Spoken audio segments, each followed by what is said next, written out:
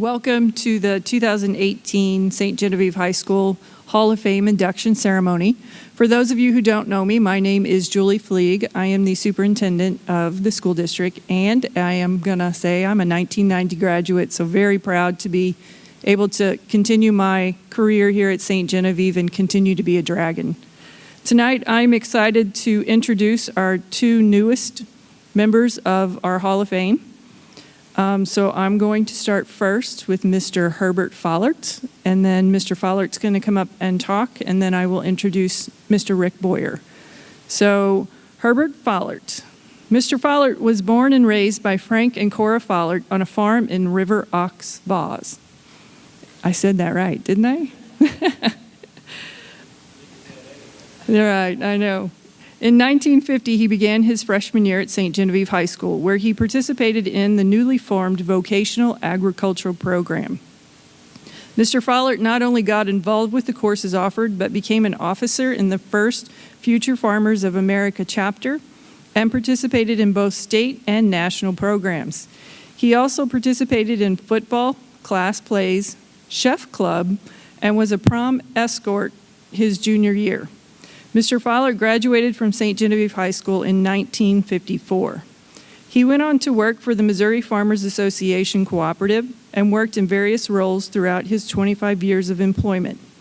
After leaving MFA, he was elected to represent St. Genevieve and Perry counties in the Missouri House of Representatives in 1982. He served these communities for 12 years.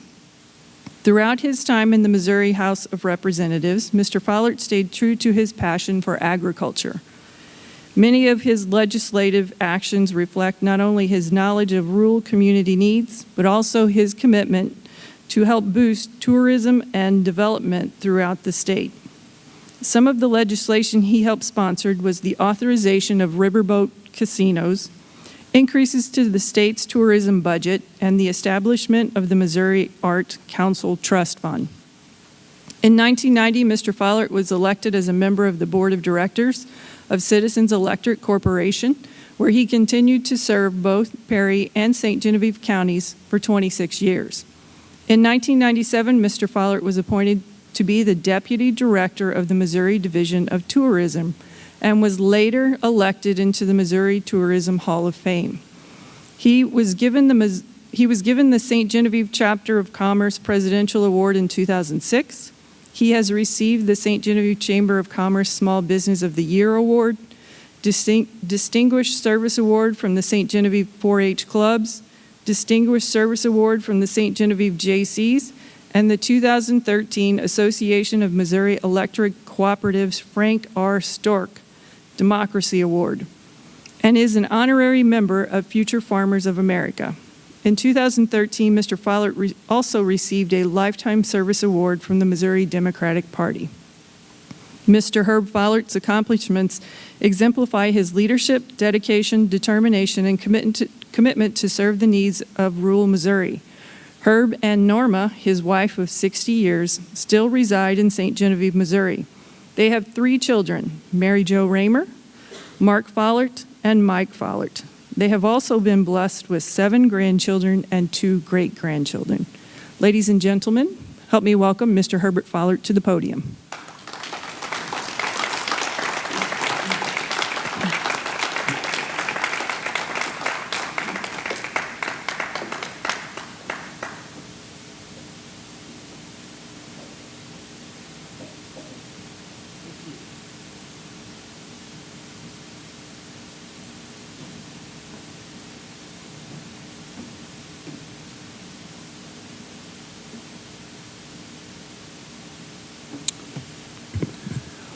Good evening. Nice that all of you have taken your time to be here with us this evening. And after her long introduction there, I think I'm going to alter my remarks quite a bit because she's talked about most of it. And so I basically am going to ignore a lot of what I wrote here and kind of tell you what my day consisted of. We had a very informal but terrific tour of the facilities here, which it's the first time I've been in this building. And we toured some of the old ones that I used to be in, the old high school building up on the hill. And we got to tour the old academy, which was wonderful. I mean, that was amazing. And it's amazing that all the facilities here. As I understand it, that building across from here was used to be the football field, and where this is at now was a horse pasture. So it's changed quite a bit. But what an honor and a privilege to be back here at St. John High School. And after graduating from here, as he said, 64 years ago, wow, this is one heck of an honor to be here and to share it with Mr. Rick Boyer, who is class of 1964. I took the time to see hanging on the wall just across the lot here all 17 of the previous inductees into St. James High School Hall of Fame. Lots of outstanding individuals, going all the way back to the first, or I guess it was the first, Armella Peterson. That was the 1925 era. Miss Peterson was one of my teachers back when I was in high school. She was a great lady, a great teacher, but she taught English, and that was not my favorite subject. But we got along very well, and Mr. Peter Beckley also was one of my favorite teachers. He taught science. And by the way, he was the only teacher in high school, in my high school years, that sent me to the principal's office, and that was for falling asleep in his class. So anyway, back to my point. He was the father of Herman Beckley, the Hall of Fame inductee in 2012. My point being that these chosen people represent the many, many, many other St. John High School graduates that maybe could just as well have their pictures hanging on that wall. What I'm referring to is tradition, a St. John High School tradition. And I wasn't real sure how to explain tradition, so I looked it up in the dictionary. Nowadays, most everybody would look it up on the internet. But anyway, here's what the dictionary said on tradition. It said, tradition, the handing down of knowledge, beliefs, and customs from one generation to another. Anything handed down from the past so strongly rooted that has the effect of an unwritten law. And that pretty much explains the tradition here at St. John High School. Tradition from the very beginning of this institution throughout the early years, such as Miss Peterson's years, the 50s, 60s, 80s, and all through up to this century, all have had or are diligently working to keep that great tradition going. I have personally had 2 sisters and 2 brothers that graduated from this high school ahead of me. All did well. My older brother, Dick, served in the Korean War.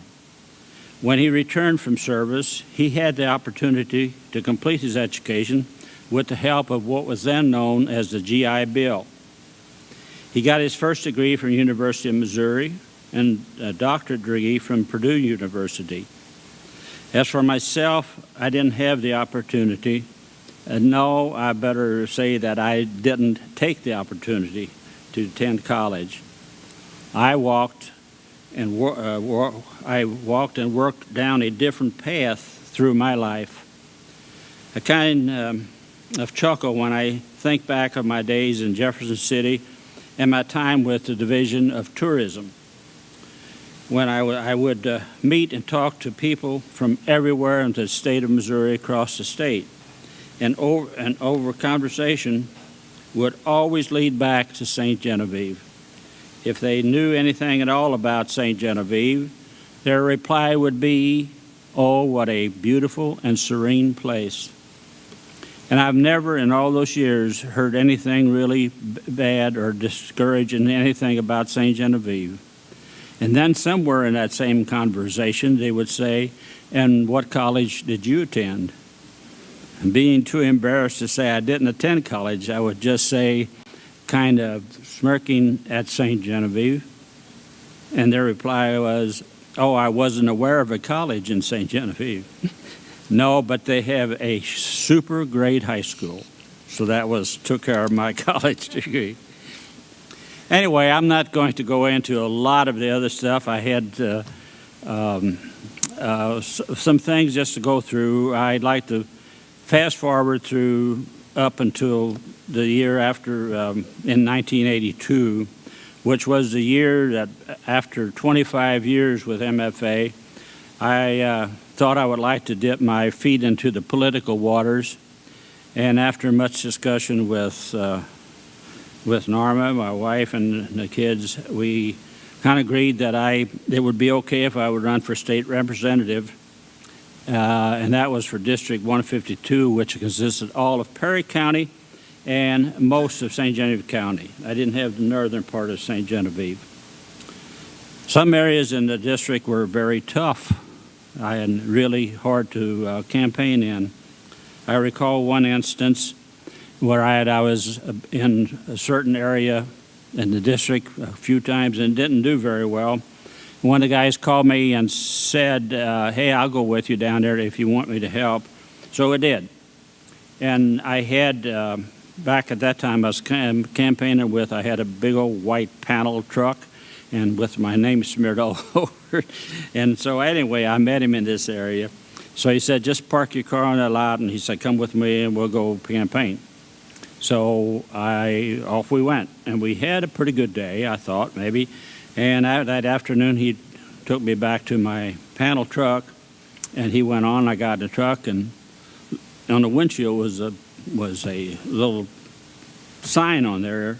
And I went out and a note and said, "Please don't ever park on this lot again." So that kind of blew my balloon for that day. But anyway, and all through the campaign, we worked it out pretty good. I talked to him and got to be friends. And I think they voted for me, I think, unless they were lying. I'm not sure about that. But anyway, we won the election, and off to Jeff City I went. And that was quite an experience for this old country boy. But Danny Staples, who was a state rep before in South Central Missouri, decided to run for senator, and he had stiff competition too. But he won also, and when I got to Jeff City, he was of course up there. We got to be friends, so he helped me out a lot at the beginning, and things went pretty smooth. I'm not going to dwell on things too much, but in the 12 years that I was up there, it was a lot of things took place, and I was appointed to a lot of good committees, and I had the Agriculture Committee, the Banking Committee, and as she said a while ago, Tourism. I was on a Tourism Committee, which I chaired for several years. And in that time, just a couple of things that I thought was pretty important in my time, and we passed legislation. I'll never forget tourism. I was always fighting for money. They had very little appropriations. So anyway, we all got together in the tourism ministry, and I sponsored House Bill 188, which totally changed the system through the state that changed the funding for tourism. And we kind of went after that, kind of went from the bottom of the states as far as money, capital to spend on advertising and promotion, and got up pretty close to the top. So I was very thrilled with that. Also did a lot of funding changed the funding for Missouri Arts Council. One thing that we passed in the House, I sponsored the riverboat gaming bill. And a lot of people will say, "What are you doing sponsoring riverboat gaming?" And that, in my estimation, went back to tourism, because Norma and I and our family ran the restaurant, the whole Hotel St. James restaurant at that time.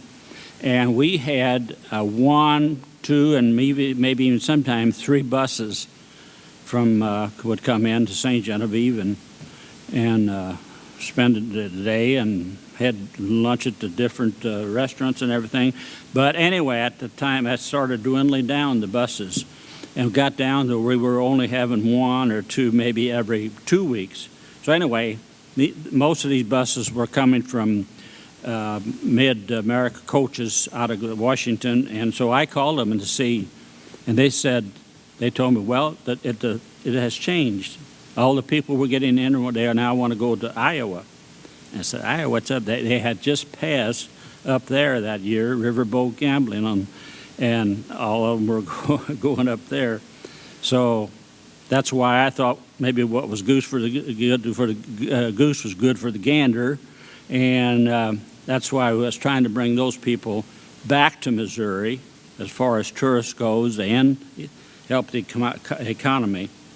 And it was tough. I tried at least 2 years to get it passed, and it didn't go much anywhere. So the third year we promoted it more as tourism rather than gambling.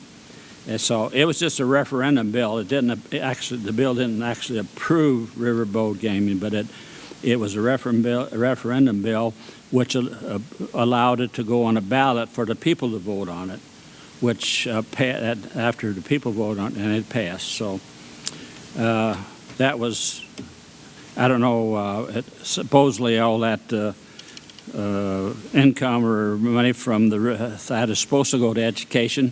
And I know they've got ways of manipulating that, but I'm sure it helped out some. So anyway, I'm going to kind of skip over this because we got things to do and whatever, but I think I just want to dwell a little bit on St. Genevieve, and without dwelling much on that, we couldn't talk about that much without talking about the flood of 1993. And that was, I think all of us remember that. God, that was a summer. Everyone that was big enough to handle a shovel was sandbagging. And anyway, we did that for a while, and anyway, at the one point saw that we were losing it, so Senator Denny Staples and I contacted the Missouri National Guard, and boy, did they respond. They came in here with equipment and personnel, and kind of looked like a war zone for a little while. But I'll never forget Colonel Broughton, who was in charge of the crew here in St. Genevieve. He just worked his butt off but saving St. Genevieve. He fell in love with the people of St. Genevieve, and that made him more determined to help that. So anyway, to make a long story short, they saved our town. Excuse me. So all this led to a permanent levy, thanks to the political leaders further up and all that. So now with the permanent levy, no more sandbagging, I hope. Well, that is not a promise, but it is. So anyway,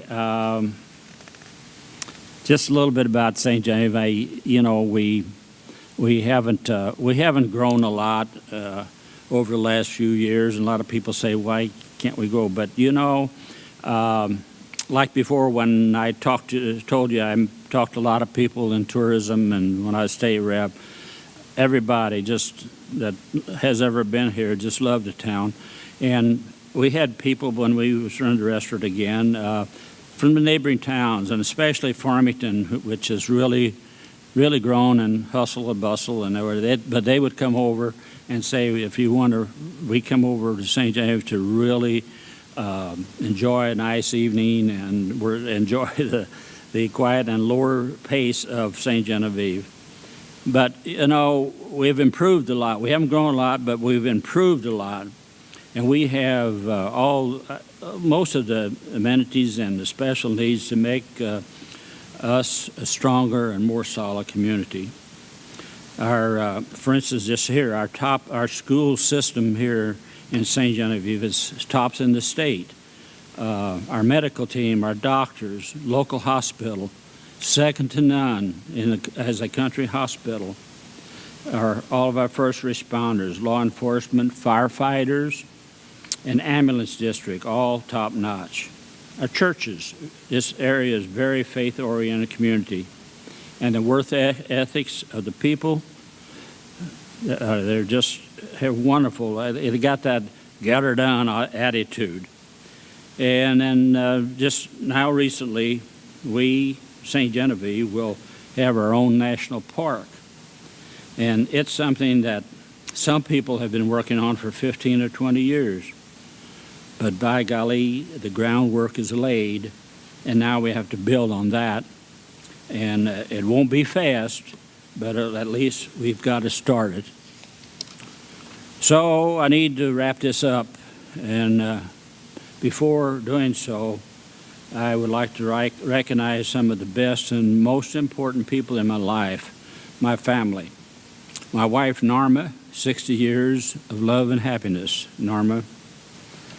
Our daughter, Mary Jo Raymer, is here, and Mary Jo has been a stalwart in the family. Our son, Mark, his wife, Julie, his son, Ethan, and their daughter, Anna, and they're all here in front. Our son, Mike, and his wife, Kelly, could not be with us this evening. Once again, I would like to thank anyone and everyone who had anything to do with this, Rick and I receiving this incredible award, and to thank all of you for being here to help us celebrate. Good evening, and God bless. Thank you.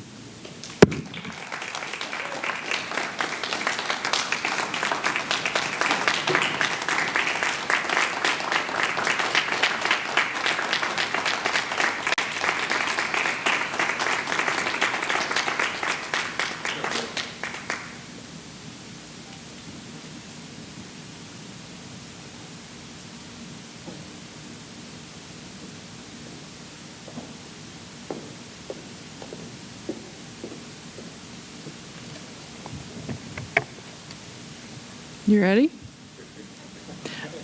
All right. Mr. Rick Boyer was born in 1946 into a family of musicians. Even at a young age, his musical ability and passion for music was apparent. At age 11, Mr. Boyer filled in as a guitar player for a local teenage band with his older brother, Jimmy. When he was 12 years old, he saved up enough money to buy his first Gibson electric guitar. As teenagers, Rick and Jimmy Boyer played in several bands with their friends, performing at dances in St. Genevieve and surrounding towns. Upon graduating from St. Genevieve High School in 1964, Mr. Boyer decided to follow his dream of becoming a professional musician and moved to Nashville, Tennessee. Rick and Jimmy, who was already recording in Nashville, formed a band that began playing in Peoria, Illinois in the late 1960s. After returning to Nashville in the mid-1970s, the Boyer brothers found themselves playing together again, this time with the Billy Swan Band, with Rick on the bass guitar and Jimmy on drums. They went on tour performing both nationally and internationally with the Billy Swan Band at the height of the band's success following the 1974 release of Swan's #1 hit, I Can Help. After touring with the Billy Swan Band, Rick returned to Nashville. He then auditioned for the popular country band and television variety show host Barbara Mandrell and the Mandrell Sisters. Rick was hired as the bass guitar player for the band. From here, Mr. Boyer would go on to play bass guitar on a national tour with country music star Eddie Rabbitt. In addition to playing bass guitar, he taught himself to play steel guitar. His talent and ambition allowed him to play music and record with many legendary country music stars, including such famous artists as George Jones, Willie Nelson, Vince Gill, Charlie Pride, Tammy Wynette, Porter Wagner, Charlie Lovin, Jack Green, Charlie McCoy, Little Jimmy Dickens, Billy Walker, Stonewall Jackson, and countless other stars of country music. Mr. Boyer has also found success in other aspects of the arts and entertainment business. His interest in photography led him to begin a business as a professional photographer. His work can be seen on album covers, in books and calendars, and on the walls of recording studios and numerous entertainment businesses in the Nashville area. He has also written a collection of children's poems and become an outstanding visual artist, painter, carpenter, designer, and music producer.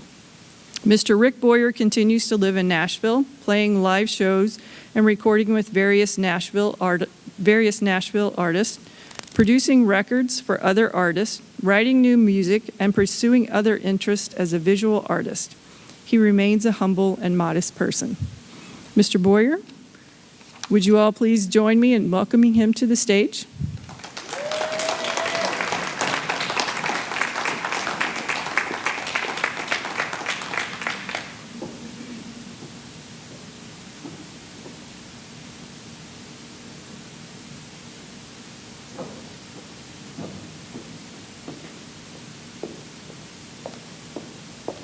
Oh, long way up here.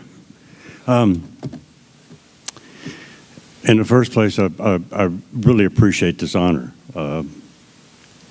Feel like I don't deserve it, but this town, I'm so glad I was raised here. This is. I remember my grandpa saying so many times he thought that he was born the best time that anybody could. He said he saw the electric light bulb, the horseless carriage, and a man land on the moon.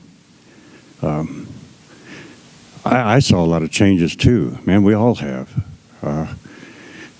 This town, though, I tell a lot of people, this town that I come from, a lot of things change, and there are some changes that are nice, but there's some parts of this town that don't change, and boy, that's nice too.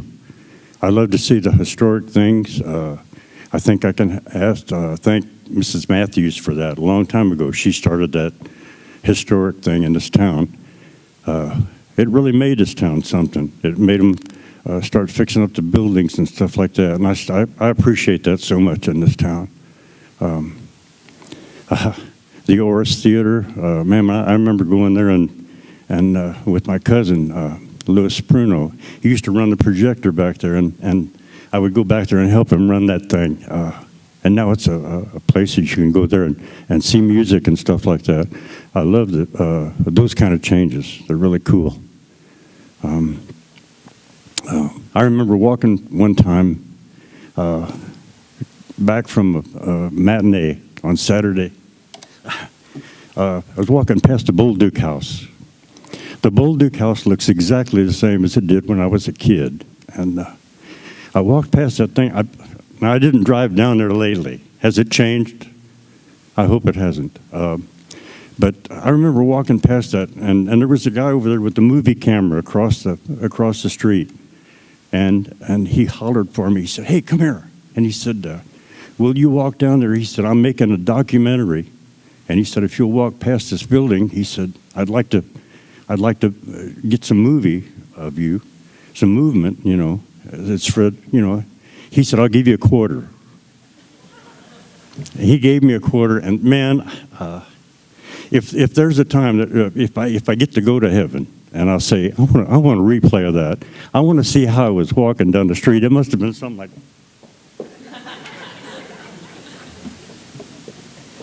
you know, and I ran home right after that. Man, I ran to the house. Said, "Mom, I'm going to be in a movie." I love this place. I really do. I love it every time I come here. Herb, I'm so glad that I'm here with you on this thing. I appreciate this award so much. I can't tell you how much I do.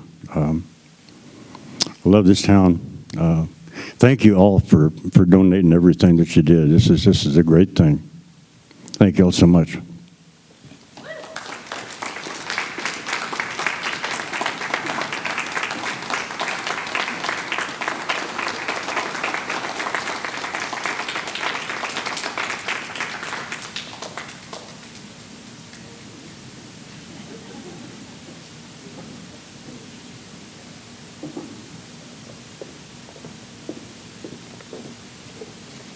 Well, as I said earlier, welcome, Mr. Fowler. Welcome, Mr. Boyer. We're extremely proud and happy to have you as part of the Hall of Fame.